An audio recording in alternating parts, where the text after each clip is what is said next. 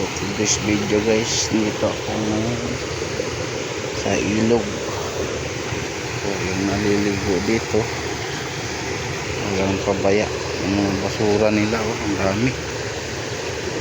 Pati dito, tarihan sa taso.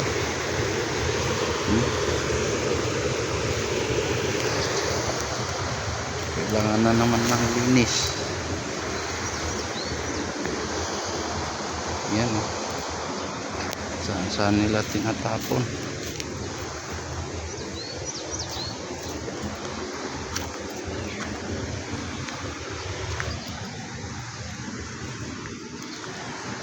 Daming kalat.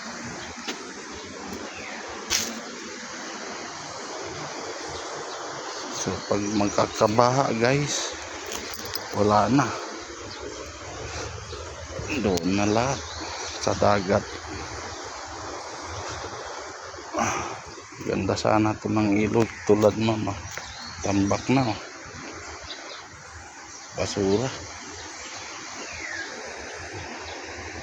Magkakabaha, wala lahat. Yan. So marami na rin naakyat. Kita naman sa daan yun.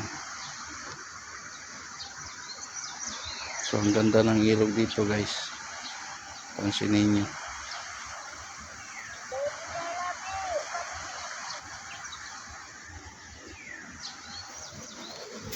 Punta roon sa taas. Ang galing niya libing ka rin dyan. Kaso lang inaabuso din nila. Sana halin nila yung basura nila, lalo na yung bote. Mamaya pagka tawag dito, magkakaba yung mga bote na alak. Siyempre pag magkakaba yan madadala, tsaka at papalo yan sa mga kabatuhan. So magiging bubog yan ngayon.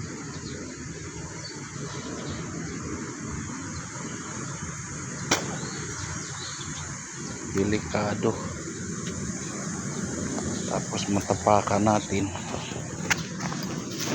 Okay lang sana kung sakal kanila yung balik. Kung hindi, nawawa guys.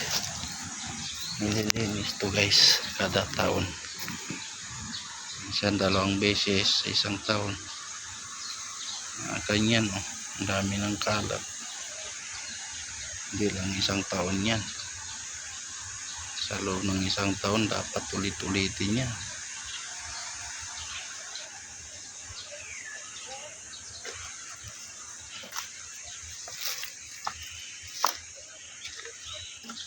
Marami na daan dito.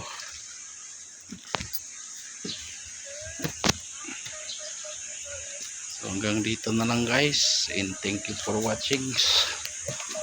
Bye bye.